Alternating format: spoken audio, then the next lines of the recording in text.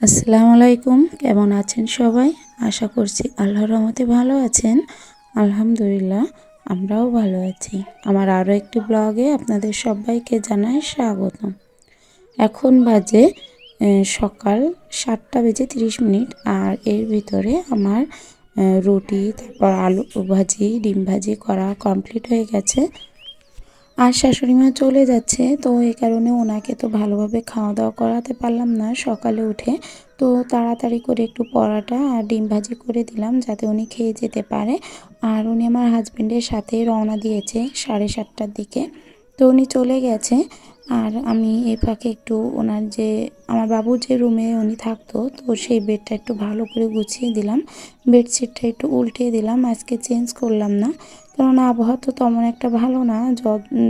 যদি এখন কেচে দিই শুকাবে না, আর না একটানা শুকালে কাপড়টা কিন্তু গন্ধ হয় না। আর ভিজে অবস্থায় যদি রেখে দিই তাহলে কিন্তু কাপড়টাই গন্ধ হয়ে যায়। তো ভাবলাম থাক, সমস্যা নাই, এভাবে উল্টিয়ে দিই, তারপরে হয়তো 2 দিন পরে এটা কেচে দিব।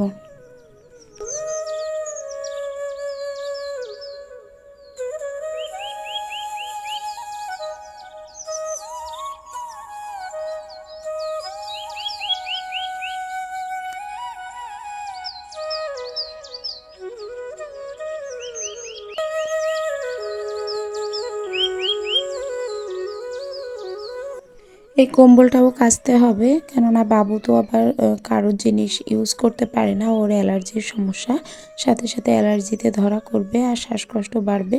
তো উনি যেগুলো গায়ে দিয়েছিল সেগুলো আবার কেচে ধুয়ে শুকিয়ে তারপর বাবুকে ইউজ করতে দিতে হবে। আর নতুন করে যার একটা বেরো করব, কাচার তো ভীষণ পরিমাণে সমস্যা, যেহেতু ওয়াশিং মেশিনে হাতেই কাচতে হয়। তো সেই কারণে ওগুলো খুব সাবধানেই আমাকে ব্যবহার করতে হয়। তো এইদিকে রান্না করতে চলে আসলাম। আর কুটিয়ে নিয়েছি উস্তে আলু। আজ উস্তে আলু দিয়ে রান্না করব, আর রান্না করব কচুরলতি। কচুরলতিটা রান্না করব। গতকালকে কুটে রেখে দিয়েছিলাম কচুরলতি, যাতে সকালে উঠে কোটার কোনো ঝামেলা না হয়। তো সে কারণে একটু তাড়াতাড়ি হবে রান্নাটা। আর রান্না করতে গেলেই কেন জানি লেট হচ্ছে আজ কয়েকটা দিন ধরে। খুব দ্রুত করতে পারছি না, যত ভোরেই উঠে চুলায় যায় না কেন 11টার আগে আমি রুমে আসতে পারছি না। কেন এমনটা হচ্ছে নিজেও বুঝতে পারছি না। তো আমার রান্না করা দেখে মেয়েটাও খুব বিরক্ত করছিল যে রান্না করব। তো ওকে আবার এইগুলো এনে দিলাম, যে সাথে সাথে যে তোমার এই জিনিসগুলোই তুমি কাটাকুটি করো আর আমি এইদিকে রান্নাটা করি।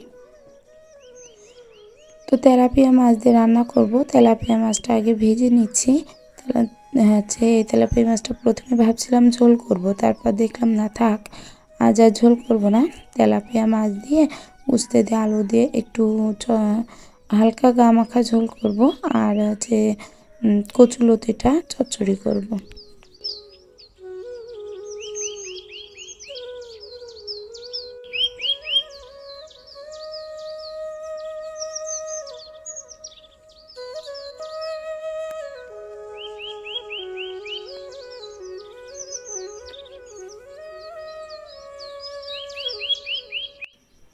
উস্তেটা আজকে একটু ভাপ দিয়ে রান্না করছি, কেননা উস্তেটা অনেক কালো ছিল আর অনেক ছোট ছিল। যদি প্রচুর তিতা লাগে সেই কারণে উস্তেটা হালকা একটু ভাপ দিয়ে পানিটা ঝরিয়ে নিলাম। নেওয়ার পর এখানে মশলাটা দিয়ে দিয়েছি, হালকা লবণ হলুদ দিয়ে মশলাটা সামান্য একটু নাড়াচাড়া করব, করে এটার ভিতরে পানি দিয়ে দেব। আর তাছাড়া বেশি একটু কষাবো না মশলাটা, বেশি কষালে সেই ঘ্রাণটা আমার ভালো লাগে না খেতে। আর হালকা কষালে যেটা হবে, মশলার যে স্বাদটা সেটাও কিন্তু পাওয়া যাবে। এভাবে আমি এর আগে কখনো উস্তে রান্না করিনি, তবে এই প্রথম করছি। দেখা যাক, যদি দেখি না ভালো হয়েছে তাহলে এই প্রসেসেই রান্না করব এরপর থেকে। আর যদি দেখি যে না ভালো হয়নি তাহলে এই পর্যন্তই আজকে শেষ, দ্বিতীয়বার আর কখনো ট্রাই করব না। আমাদের সমাজে ভীষণ পরিমাণে ভাইরাস আক্রান্ত হচ্ছে। এটা কোনো রোগ নয়, এটা হচ্ছে একটা মানসিক এক দিক, যে দিকটা আমরা একজন যদি কোনো কিছু ট্রল করছে তো সেইটা নিয়েই আমরা পড়ে আছি। সেটা আমাদের সুস্থ মস্তিষ্ক অথবা যে কোনো মেন্টাল মস্তিষ্ক যেটাই বলি না কেন, প্রত্যেকেই এটা হয়তো ট্রাই করছে। যেমনটা ধরেন যে সর্বপ্রথম আমার জানা মতে এর আগে কী হয়েছে বলতে পারবো না, তবে আমার জ্ঞান বুদ্ধি হওয়া থেকে আমি দেখছি, প্রথমেই দেখেছি পাখি জামা। সেই পাখি জামার জন্য কত লোক মারা গিয়েছে, কত মেয়েরা। কি এমন আছে পাখি জামার ভিতরে যেটার জন্য মরে যেতে হবে পরতে না পেরে? পাখি শাড়ি, যেটার জন্য অনেক স্বামীকে ডিভোর্স করা হয়েছে, সে কিনে দিতে পারেনি অথবা কিনে দিতে চায়নি সেটার কারণে। এটা একটা ভাইরাস, এটা একটা খুব মারাত্মক আকারে ভাইরাস, যেটা নিজে ইচ্ছা করে কিছু না পাওয়ার আশায় মারা যাচ্ছে। তারপর উঠল ফর্সা হওয়া ক্রিম। ব্যাস, ফর্সা হওয়া ক্রিম প্রত্যেকে ঘরে ঘরে মাখা শুরু করলো। নাইট ক্রিম, শাল জাতীয় একটা ক্রিম ছিল, মানে শাল নাম। সেই ক্রিমটা প্রত্যেকটা ঘরে ইউজ করতো, যেটা রাত্রে ব্যবহার করলে মুখটা সুন্দর হবে। সেটা গেল। তারপর আসলো কোরিয়ান ক্রিম। কোরিয়ান এক ধরনের ক্রিম, সেটা ইউজ করার পরেও মানুষ সেটাতেও সুবিধা করতে পারলো না এবং সেটা বাদ দিল। এখন আপাতত অনেক ধরনের ক্রিম আসছে, বডি লোশন আসছে, সব কিছু দিয়ে সেটা ট্রাই করার চেষ্টা করছে। এখানে একটা কথা বলি যে এই তরকারি রান্না করেছি তো, সেটা একটু দেখাচ্ছে। আর যে নারকেল নাড়ুটা, ওটা কিন্তু আমার একটা বৌদি দিয়ে গেছে, ওনাদের পুজোয় তৈরি করেছিল, তো আমার জন্য দিয়ে পাঠিয়েছে। আমি যেহেতু নারকেল নাড়ুটা খুব পছন্দ করি, তো সে কারণে। এখানে হয়তো অনেকে প্রশ্ন করতে পারেন যে হিন্দুদের তা খাচ্ছে। হ্যাঁ, আমি ছোটোবেলা থেকেই হিন্দু পাড়ায় বড় হয়েছি। অনেক বৌদিরা, অনেক কাকিমারা আমাকে খুব ভালোবাসতো। আমি খুব ছোট ছিলাম এবং খুব মিশুকে ছিলাম, যে কারণে প্রত্যেকে আমাকে কিন্তু খুব ভালোবাসতো। আর সেখান থেকে তাদের খাওয়া দাওয়া সব কিছু আমার ভিতরে কোনো কিছু আমার মনে হয় না। তারা যেটা করে খুব পরিষ্কার পরিচ্ছন্নভাবে রান্না করে। আর অন্য জিনিসটা তো রিজিক আল্লাহ দেয়, এটা হচ্ছে উপর আল্লাহ আপনার রিজিকে কি আছে, কি খাবেন কি না খাবেন সেটা আপনি কিন্তু আগে থেকেই জানবেন না। সেটা রিজিক নির্ধারণকারী আমার উপরে আল্লাহ।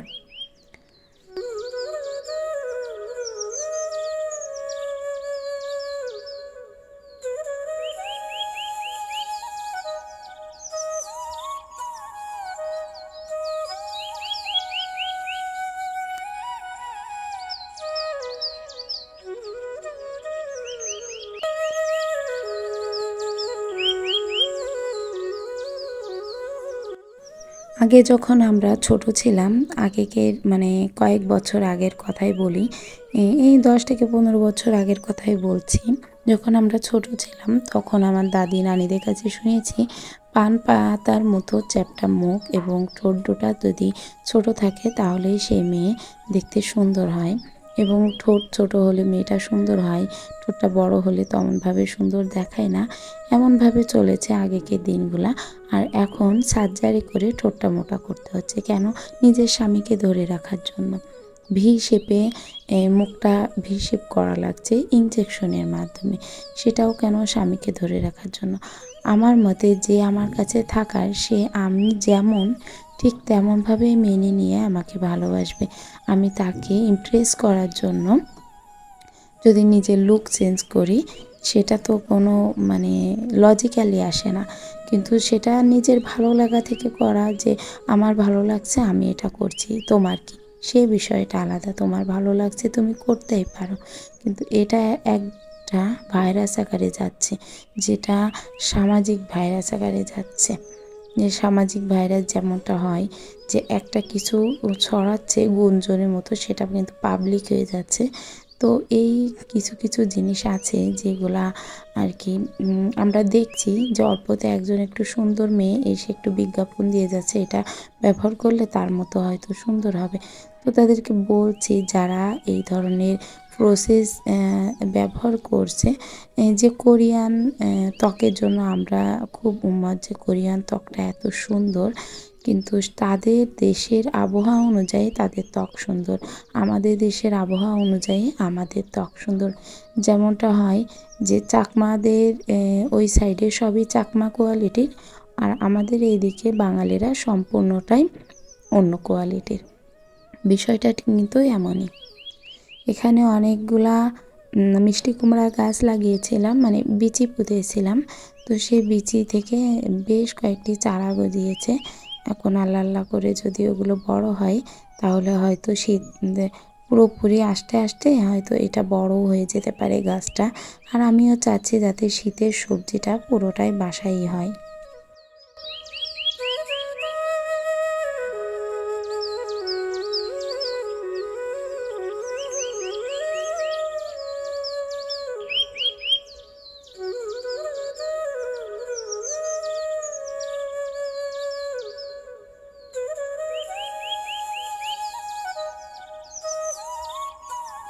রান্না করে পুরো ঘরদোর পরিষ্কার করে নিয়েছি। আর যেহেতু গায়ে একটু ময়লা লেগেছিল, তো সে কারণে আগে গোসলটাও কমপ্লিট করেছি। গোসলের পরে বালতিতে পানি নিয়ে এসে তো এই জায়গাটা একটু মুছে নিলাম। এখন তো গরমকাল না যে মুছতে গেলে একটু ঘেমে যাব, একটু হাঁপিয়ে যাব, কষ্ট হবে। তো নিরিবিলিভাবে কিন্তু খুব ভালোভাবে মোছা যায় যখন তখন, শীতকালেও। আর এখন একটু মুছে নিচ্ছি এটাই কারণ যে এখন যদি মুছে বসি তাহলে রুমটাও কিন্তু অনেকটা ফ্রেশ লাগবে। আর গোসলের আগেও মোছা যেত, কিন্তু আমি গোসলের পরেই মুছলাম। আমার আজকের ভিডিওটি যদি আপনাদের ভালো লেগে থাকে তাহলে প্লিজ একটা লাইক দিতে ভুলবেন না। আর যদি চান আপনাদের এই বোনটি একটু হলেও ইউটিউবে জায়গা করে নিন তাহলে চ্যানেলটি সাবস্ক্রাইব করতে ভুলবেন না। সন্ধ্যার সময় করেছিলাম মিক্স ফ্রুট সালাদ, তো সেটাই সবাইকে নাস্তায় দিলাম আজকে। তো এই ভিডিওটা আর বড় করছি না, এখানেই শেষ করছি। সবাই ভালো থাকবেন, সুস্থ থাকবেন, আল্লাহ হাফেজ।